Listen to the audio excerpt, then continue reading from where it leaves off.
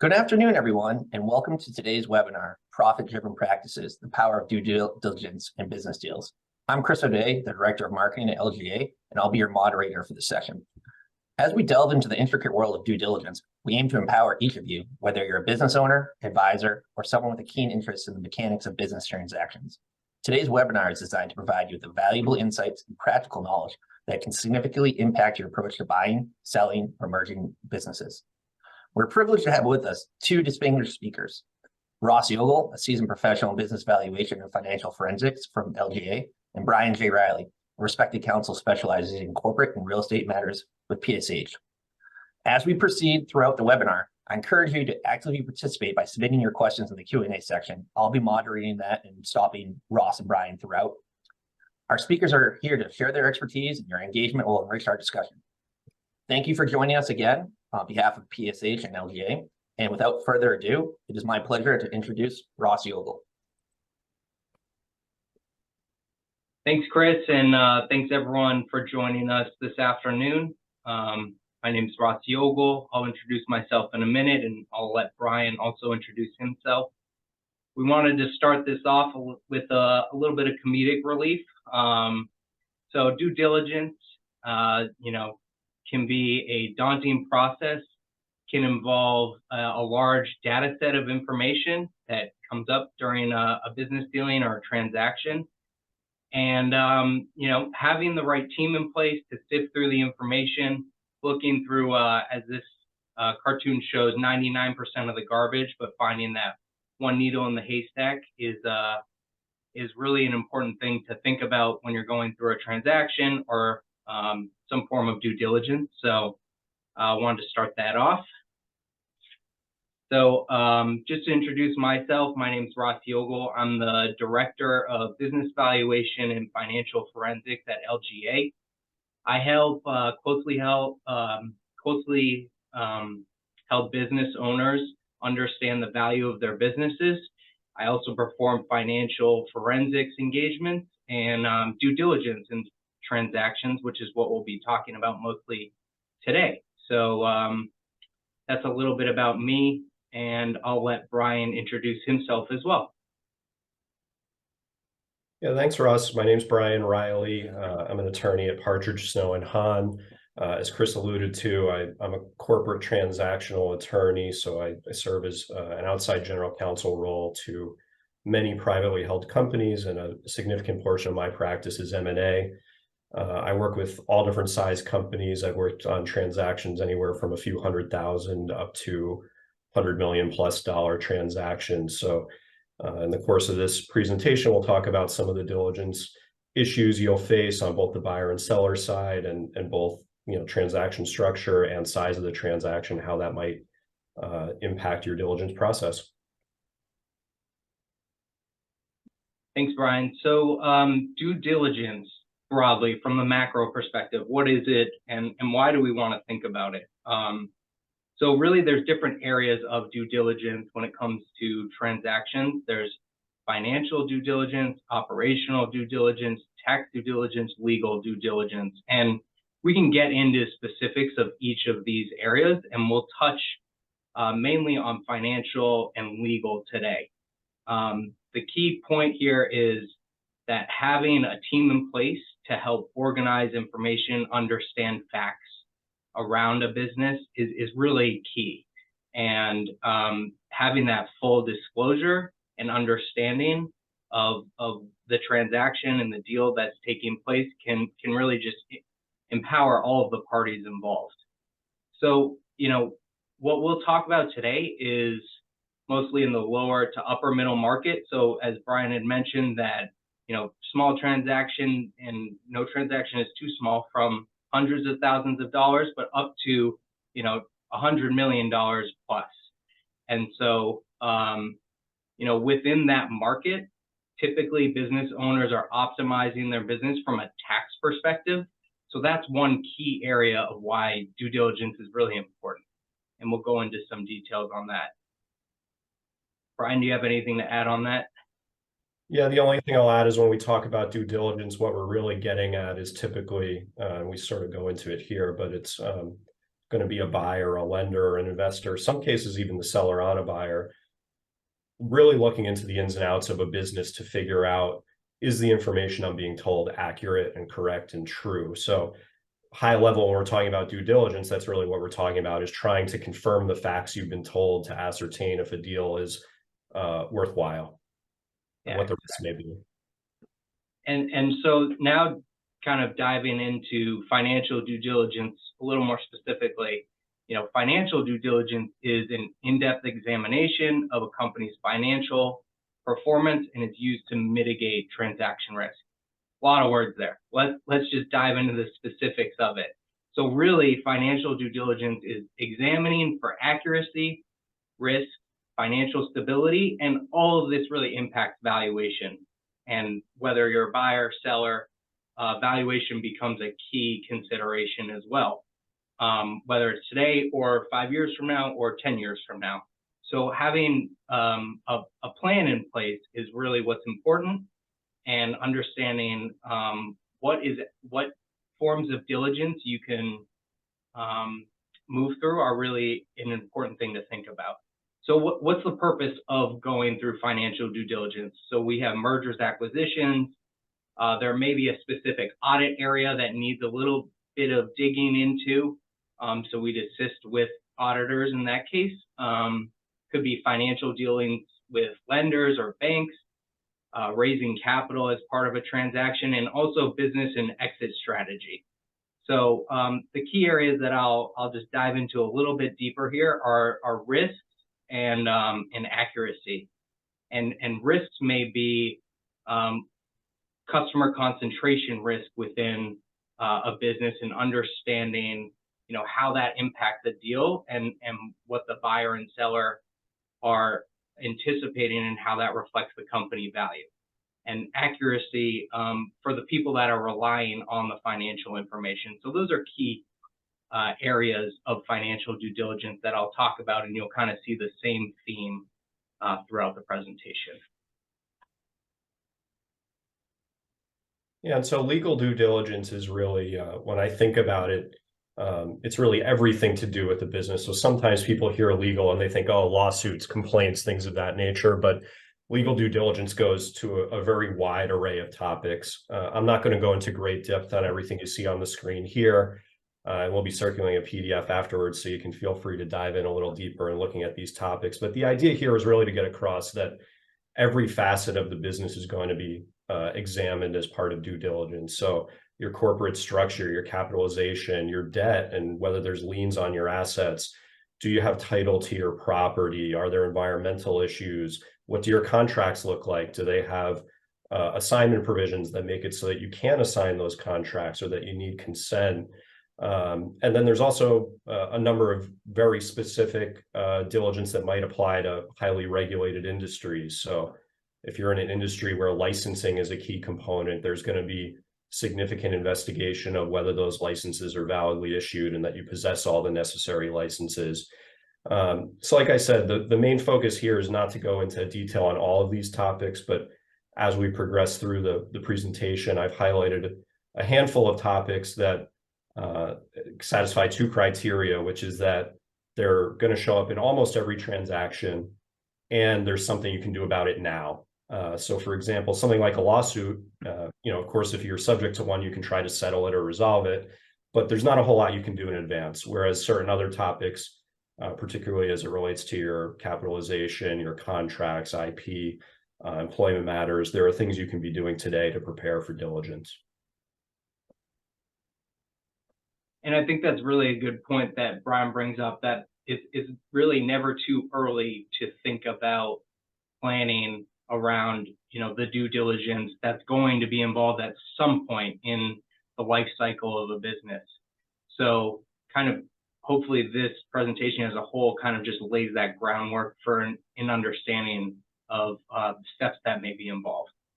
So from a financial due diligence perspective, the key focus here is really having a conversation with the business owner or the client in general, and understanding the key goals and objectives within the scope of that business that are going to be important to the parties involved in a transaction.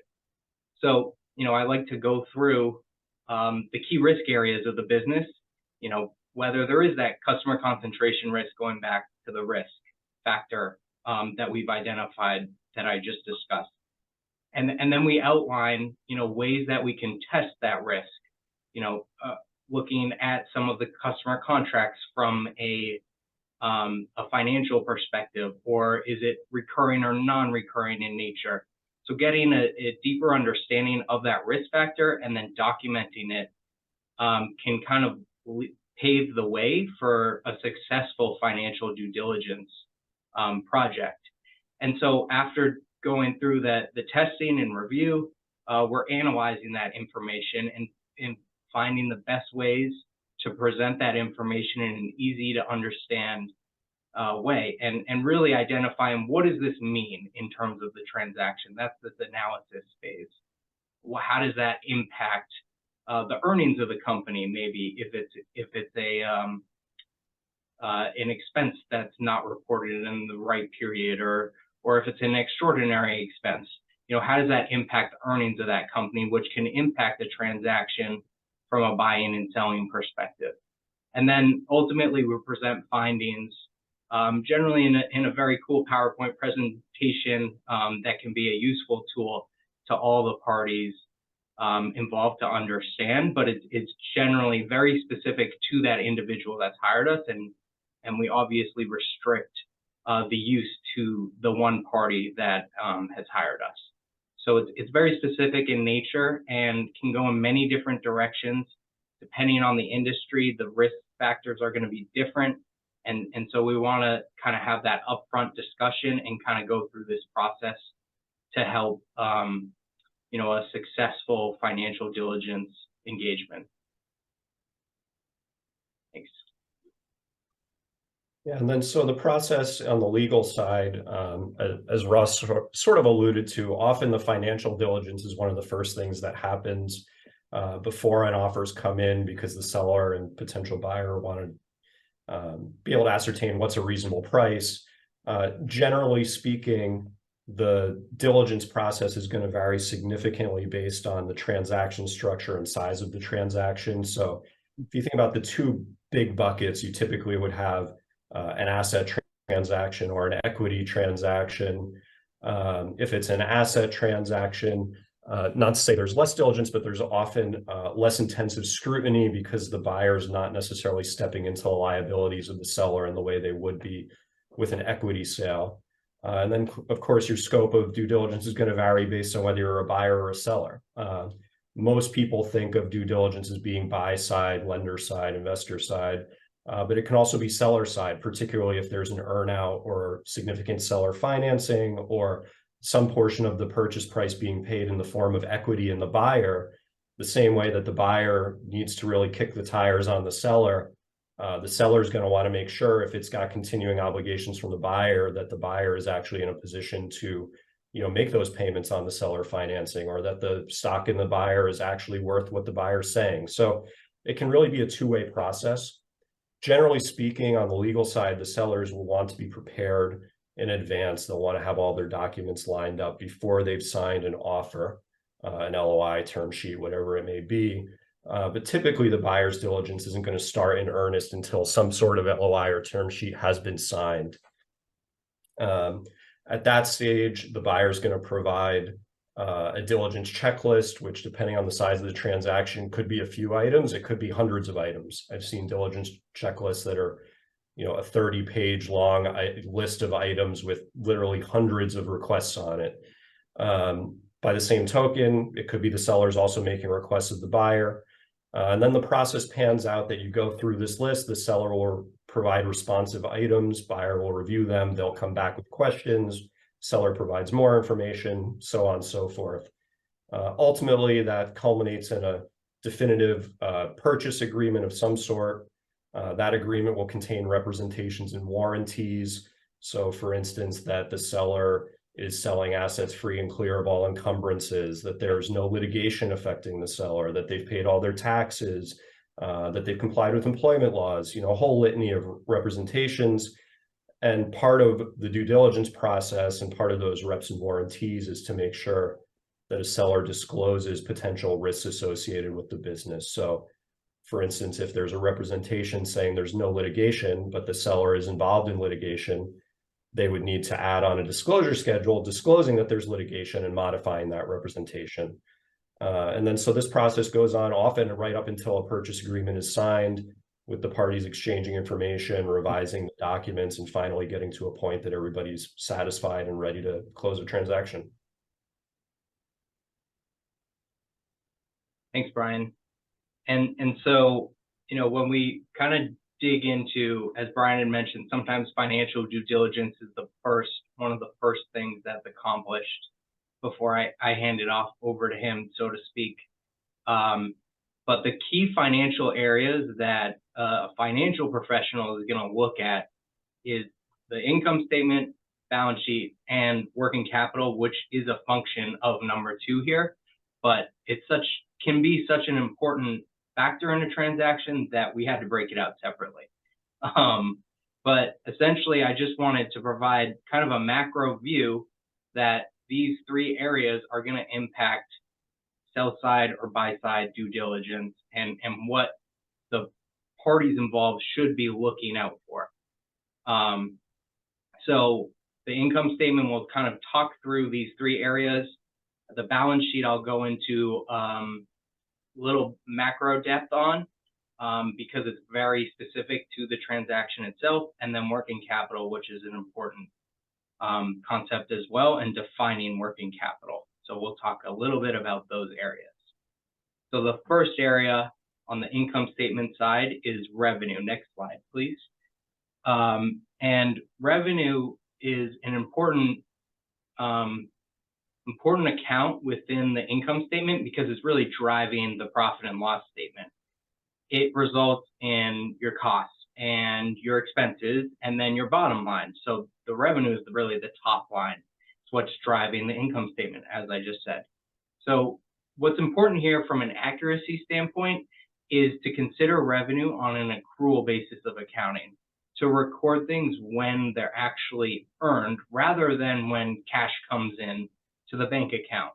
And I understand that from a tax perspective, sometimes that doesn't line up with the accrual basis. You may prefer to show things on a cash basis because it improves the tax basis of, you know, how much taxes you're going to pay at the end of the year.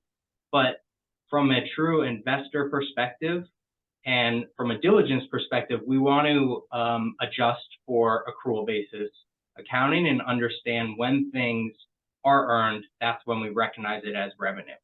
And so there's different ways of recognizing revenue, and I'm not going to get into the specifics or the technical aspects, but I just wanted to present a couple that some companies and industries will recognize revenue differently.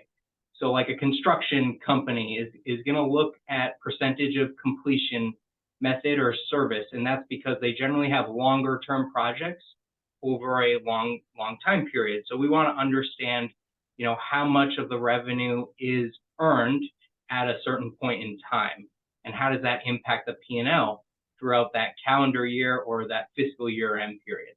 You know, there's sales basis and then delivery method basis for revenue recognition. And the delivery method would be, you know, you invoice a client when you sell a product. At that point in time, revenue is recognized. And so, you know, understanding the way that a business is recording revenue is really an important concept to start within the revenue testing phase of due diligence. And you can kind of see on the right-hand side here the ways that a financial professional is going to look through that information for revenue and whether it's stated correctly or could be readjusted in some certain way. And that third point, management interview, is going to be a theme as well throughout this presentation, speaking with the clients and understanding the risks. And the way that revenue is recorded in this instance is so vital to the way that a financial professional is going to conduct the diligence. And so having that understanding for how it's recorded is going to be the baseline for essentially how the diligence is going to continue throughout the process. And that's going to lay the groundwork for what needs to be tested, what needs to be looked into, you know, whether it is looking at purchase orders in a manufacturing company's as an example, or customer contracts if customer contracts are really important. So like I said, the interview process and discussing is really so important to testing revenue and making sure that it's accurately reported and that the risks are identified. And so one other thing that I'll just quickly mention is, as part of the due diligence, something that's not done by necessarily your CPA or a reviewer of financial information is tabulating revenue and really making sure that it's not always done by your CPA, by the way, I'll clarify, is tabulating revenue and making sure that the cash deposits in a bank account reconcile to the revenue reported on an accrual basis. So we need to adjust for all of the accruals at the end of years and beginning of years to make sure that revenue is accurately stated, or to consider if accurately stated. So that's kind of a broad overview of revenue. I want to go into an example on the next slide. And this is kind of an example of a manufacturing type company where revenue was reported in 2021 at 6.1 million, reported in 2022 of 7.1 million. But we realized and through testing identified that a product was completed, shipped on December 2021. Payment is on 2022, is within 2022 of 150,000. And so within like a QuickBooks or an accounting database, the revenue is showing 7.1 million and the EBITDA is showing 625,000. But really you've got this transaction in terms of the substantive nature of it that occurred in 2021. So from a financial diligence perspective, we want to make sure that 150 is in 2021. So the revenue in 2021 is actually higher. The actual revenue in 2022 is really lower. And if you're a buyer or a seller in this situation, the 2022 EBITDA is actually a lot lower than what's represented. So that could impact the value of the company. If you're basing it off of like a 3 or a 4 times EBITDA multiple, that has a seismic impact on that transaction. And so thinking about it from that perspective and understanding that revenue is stated correctly is really important. That's all I'm trying to get at here.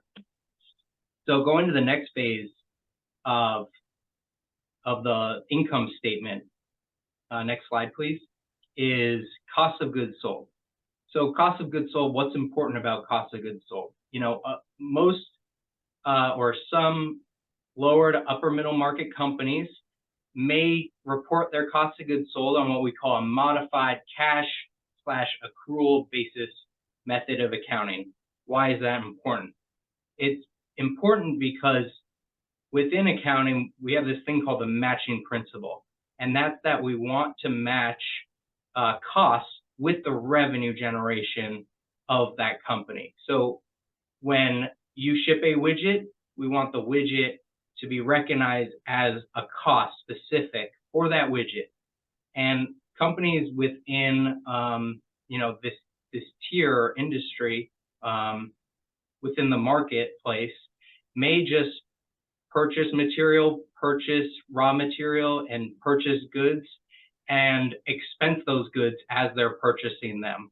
So that's gonna kind of throw off some of the underlying margins within a company. So from a financial diligence perspective, we want to dig into those margins. We want to dig into what the true inventory or work in process of a company is going to be, and then identify, what's the risk associated with this and what's the most accurate way to report it.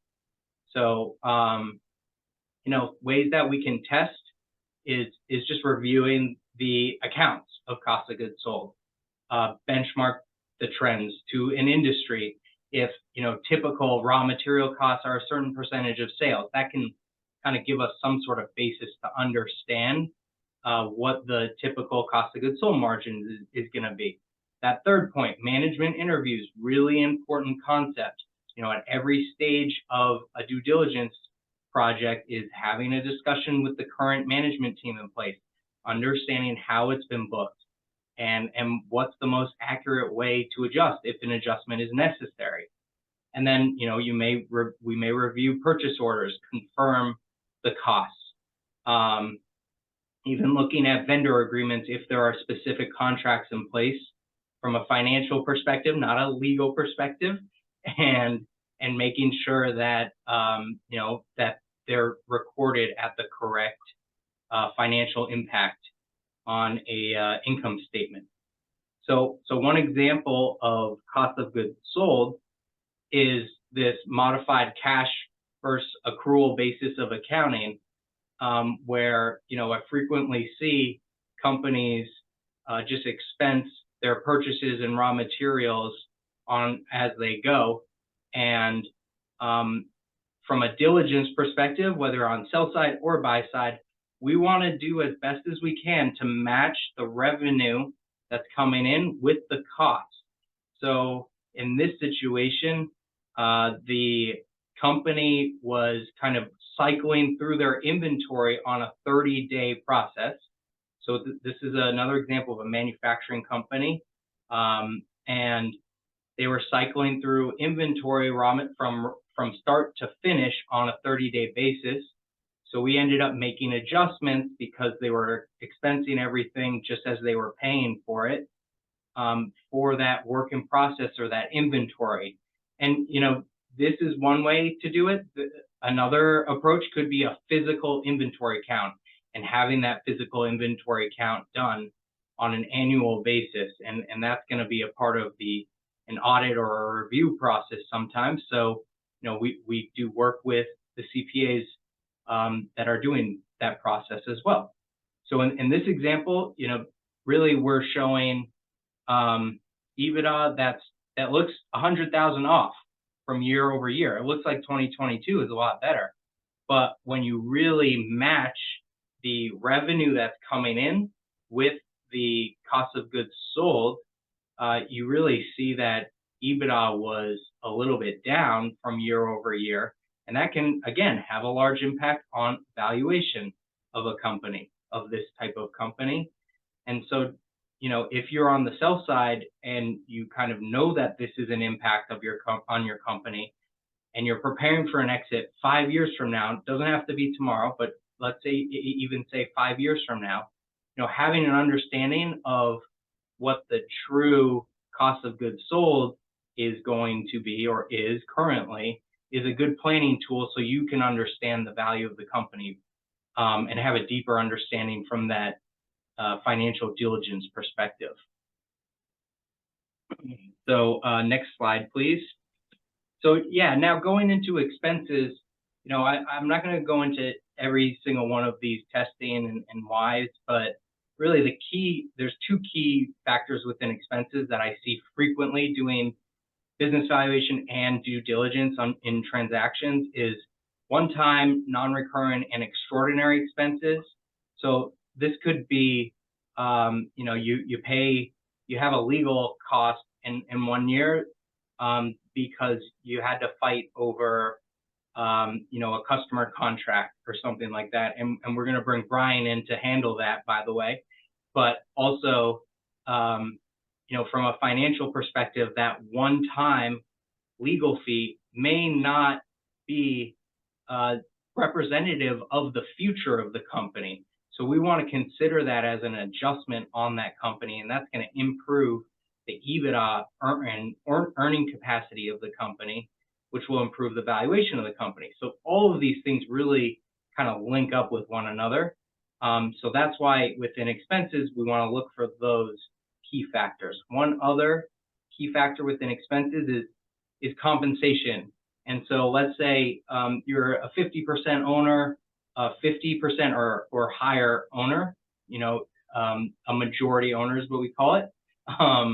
And you have the ability to set your compensation at whatever compensation you like. It's discretionary based on what you feel you should pay yourself at.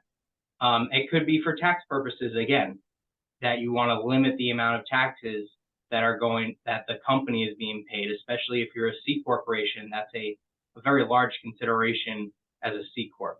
But the compensation that a majority owner is paying themselves may not be representative of an industry norm, or that a future buyer of this company is going to pay either themselves to take over the company or someone to be put in that figurehead role.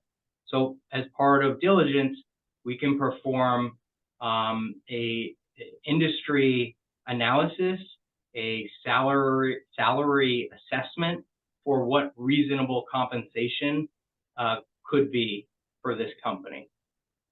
And so, you know, these kind of areas are just really important to think about when we talk about expenses, is the one-time, non-recurring, extraordinary, and then compensation, which would include fringe benefits, you know, personal expenses, that all of those things would kind of go into that compensation bucket. And then for the testing analysis, you again see that management interview being such an important component, talking with management, getting an understanding for what those fringe benefits are or what that one-time legal expense was related to. And then that may result in us identifying something that's going to impact legal due diligence or the other parties involved in the transaction that I'm going to highlight in a report within my financial due diligence of something to look out for, to pass on to the other the team of experts involved. So that's kind of the expense side of things.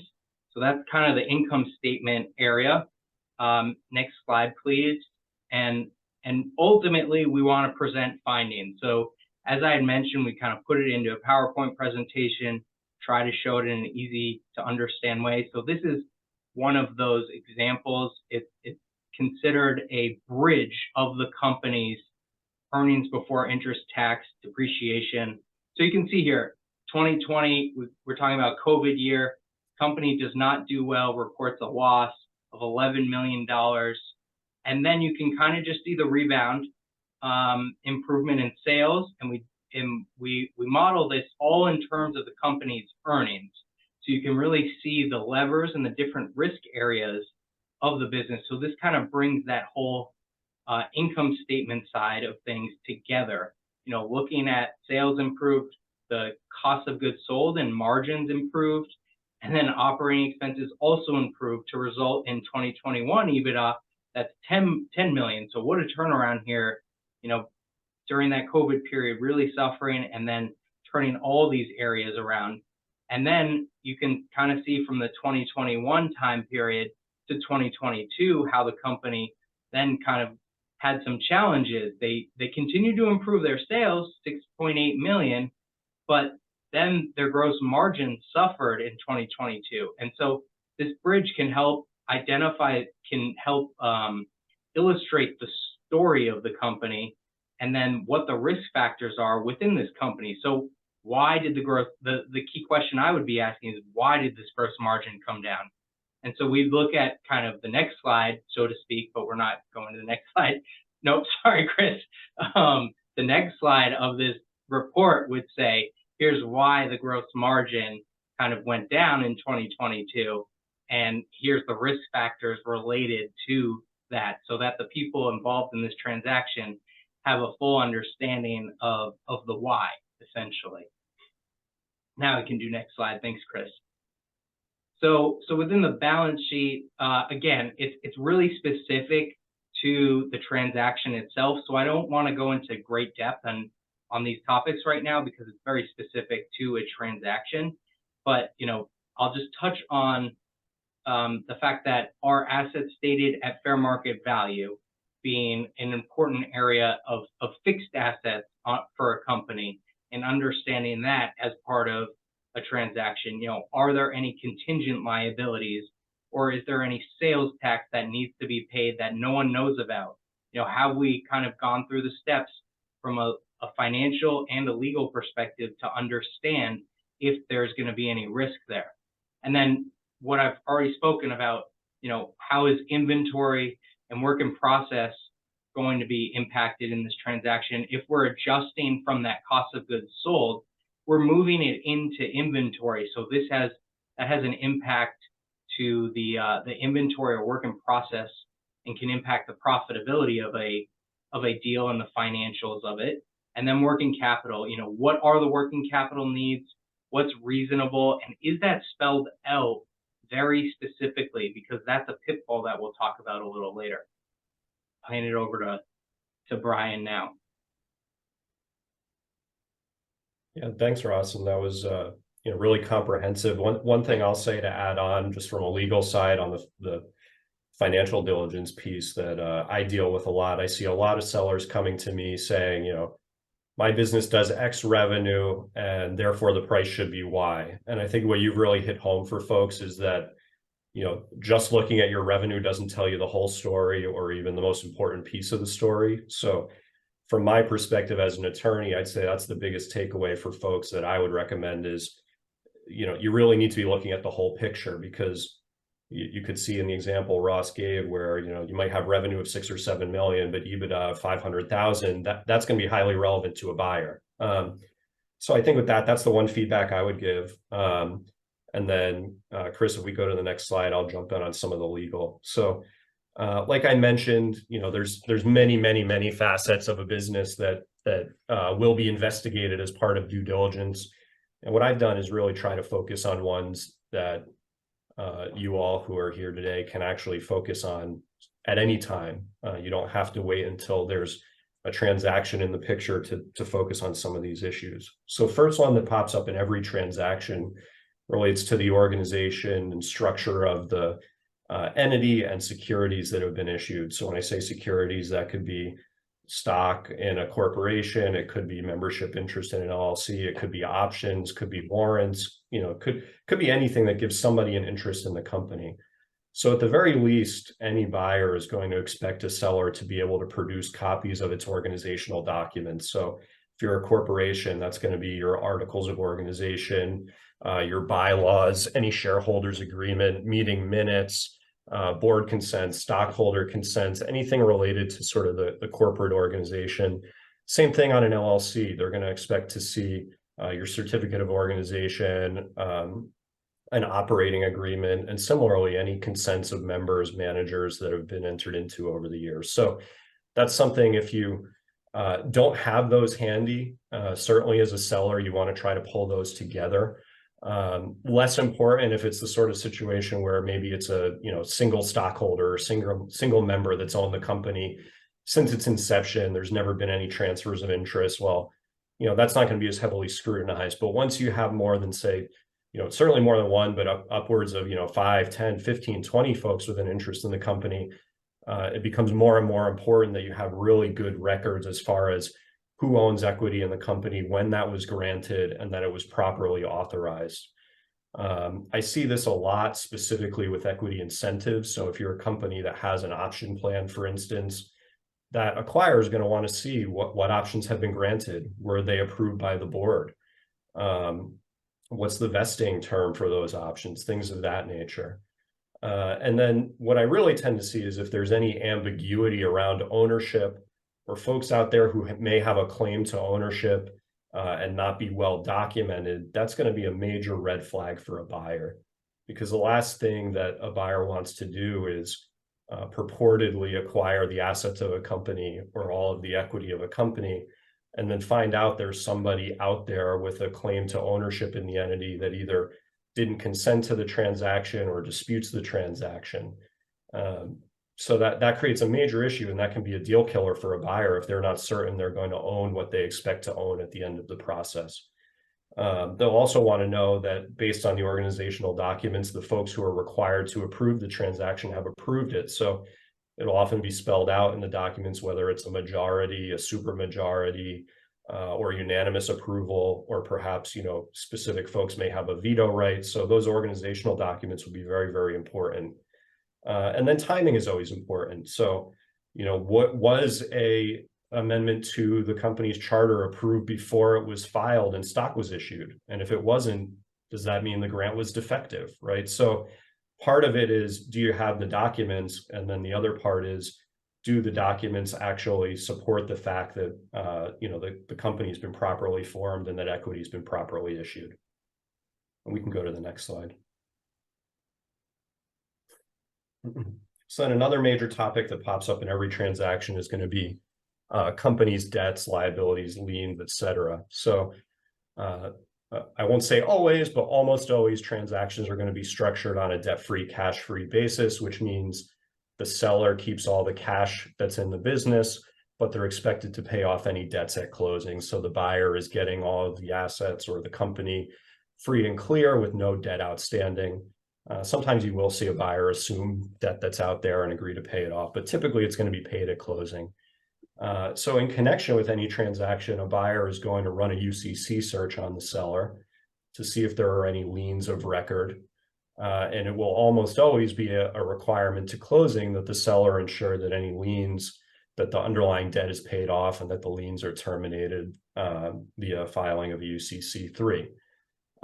What I've tended to see, and this has happened probably 3 or 4 times in the last 2 months that I can think of, where we're working towards a closing, we do a UCC search on the seller, and there's a UCC of record that relates to a debt that was paid off, but that nobody ever got around to recording a termination. And this can be really, really time consuming, especially if you're working with a larger bank where there might be a process involved. You know, it's easy to say, well, yeah, I paid the debt, but a buyer's not just going to take a seller's word for it. So that now necessitates you scrambling to contact a banker to get a discharge or to get authorization to file one. I've seen banks say it'll take upwards of 30, 45, 60 days. So now here you are thinking you're ready to close in a week, and you're held up by something that you could have taken care of months ago. So that's something I would recommend to anybody who's thinking about selling, is you can go on the Secretary of State website, search your company name under the UCC filings, and see, does this reflect debts that I actually have where there should be a lien recorded? And if it's been paid off or it's not appropriate, take care of it now before you get into that diligence process. And I've seen actually an incidence of fraudulent recordings as well with economic injury disaster loans. This has become more prevalent where folks would fraudulently take out a loan. So I've had multiple sellers where we're getting ready to close and there's a lien in favor of the SBA that never should have been recorded. So I strongly recommend that. And then I do just mention here, if you have real estate involved, that gets more complicated because likely you'll have mortgages that need to be paid off, which also necessitates coordinating with the bank in advance. You don't want to be scrambling at the end trying to get a payoff letter when you could have gotten it well in advance. We can go to the next slide. So next thing that pops up in every transaction is employment matters. Buyers are generally speaking going to want to know that sellers complied with applicable employment laws, and there's always going to be some give and take around which employees may be retained by a buyer and what those terms and conditions look like. So that can depend on transaction structure. You know, if it's an asset sale, typically that means the seller is terminating all employees and they're being rehired by the buyer, whereas if it's equity, the buyer is stepping into the shoes of the seller. But in any case, it may be that the buyer either wants to or does not want to retain employees. And if it wants to retain key employees, there may be terms and conditions for that. So they may want to impose certain restrictive covenants, particularly on an executive level or ownership, employees that have ownership in the company. As far as compliance with laws, buyers are very, very focused on whether sellers have properly paid all wages, and also whether they've properly categorized employees. That both could be, you know, whether they're exempt or non-exempt employees, could also be whether they're an employee or a contractor. I often run into scenarios where a company will say to me, oh, well, they're a contractor, so I didn't have to pay X, Y, and Z. And, you know, just calling them a contractor doesn't make it so, and you can really run into significant liability that a buyer does not want to, you know, run the risk of potentially being held liable for. Typically, sellers are going to be expected to provide list of employees by job title, compensation, bonuses, fringe benefits. So that's something you should be prepared to supply to a buyer. And then similar, you're going to be expected to provide copies of employee benefit plans like health, dental, 401k. And you're also going to have to provide any employee handbooks, collective bargaining agreements, things of that nature. The last thing I'll mention on this slide that's a little dicey more from a practical standpoint is often a seller will need the help of key employees to actually respond to diligence requests because, for instance, the CFO is the only person that understands the financial statements, or the general manager of the business is the only person that understands who's working what shifts and does what jobs, right? So it can be dicey because you don't necessarily want to disclose to your employees that you're in this process, but you might need their help. And that's something that you do not want to handle in a willy-nilly manner, because once you disclose a sale, you either run the risk that employees fear for their jobs and decide to leave, or they understand that they're essential to the process and maybe seek a bonus or other payment or other terms that are sort of self-serving. So you have to be careful about when and how you disclose a sale to employees. Intellectual property does show up in every transaction. Some people are surprised by this. I often deal with clients that when they think IP, they think tech company. But really, every business has some intellectual property, the name of the company, a logo, a slogan, particular uniform. There's likely going to be some type of intellectual property that's used in the business. Of course, if it's a technology-heavy company, it's going to be much more heavily scrutinized. But every company should be prepared to disclose to a buyer what its intellectual property is, whether it's ever had a claim for infringement, whether it knows of anybody that's infringing against its property.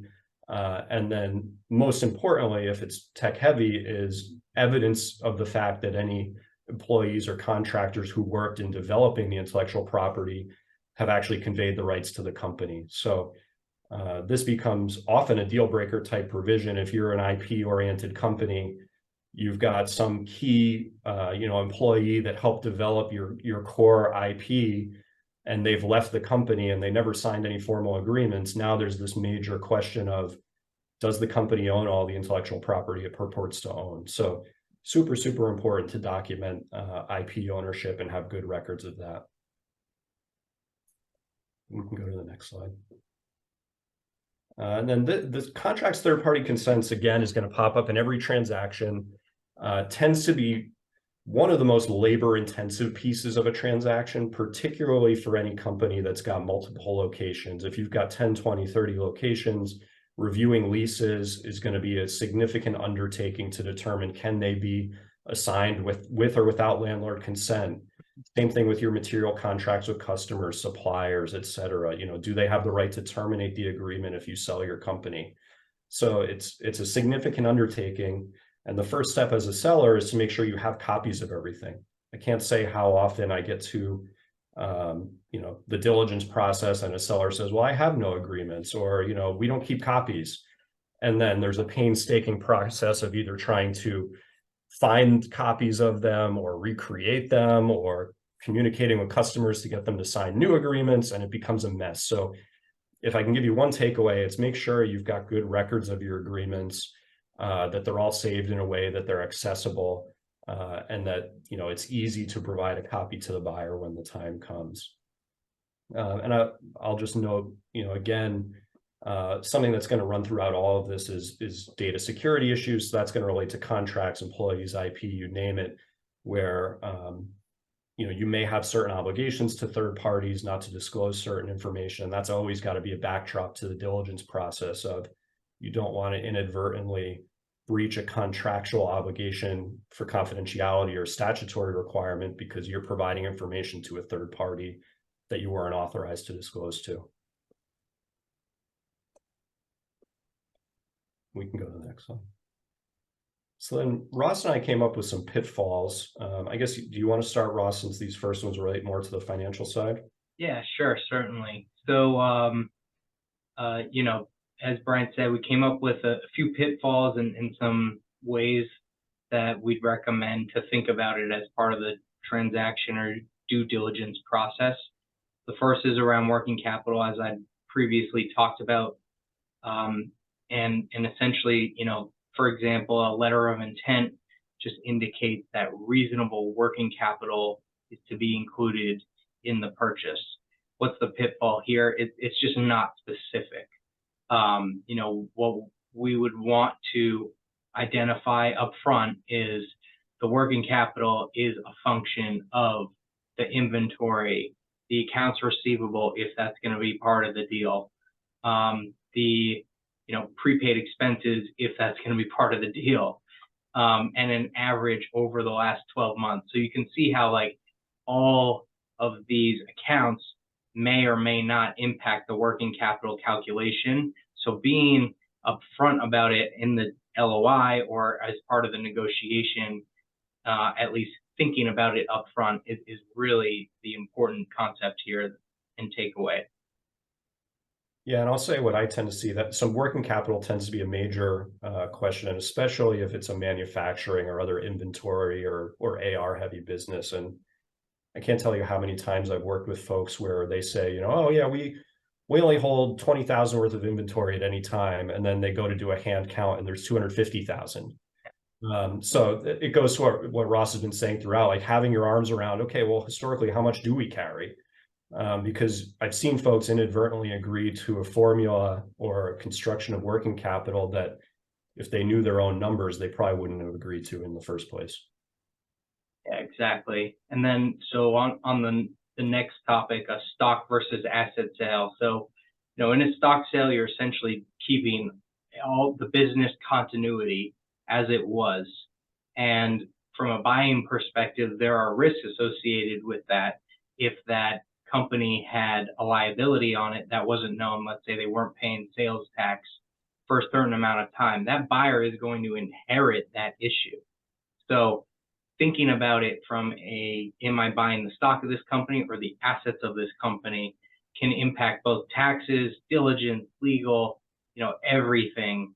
So I wanted to bring this topic up, and I'm sure Brian also has something to say about it. Yeah.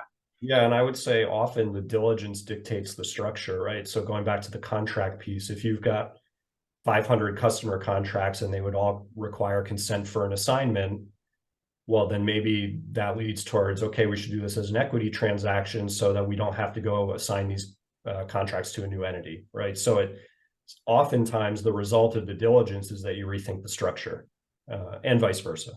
Yeah. And so Brian touched upon employment issues specifically, but we did think of one pitfall that, a business has subcontractor expenses, but really these are people that are just working there full time. So if you're acquiring this type of business and all of a sudden someone gets hurt, you could have a major issue if they want to hold the company liable. And then you may also have issues with a Department of Revenue coming out and saying, these are full-time employees. You just saw this with Uber and Lyft essentially over the last, couple years on deciding whether they're subcontractors or employees. This can impact workers' comp insurance. This can impact insurance benefits. So kind of having your ducks in a row going into a transaction is an important thought process here. And then the last one is with regard to regulation. How is regulation going to impact the company going forward? And, let's say, in this example with Apple having to change their whole charging port in the EU, the point here is that past financial results may not be representative of future. And this expense may cause it's going to impact Apple's earnings in some sort of way.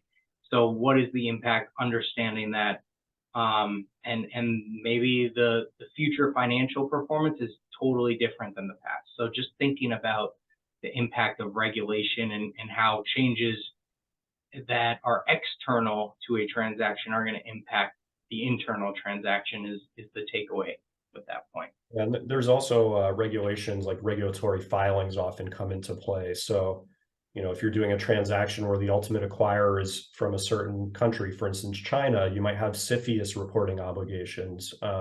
If the transaction is a certain size, you might have Scott-Hart-Rodino filing requirements. So regulations can also impact the cost and timing of a closing, because there may be regulatory guidelines that you have to comply with before you can even proceed to a closing. And you'll want to identify those up front, because again, that can go to structuring the transaction, timing of closing, purchase price. All of those things can be impacted by regulatory filings as well. So a couple more pitfalls as we approach the top of the hour.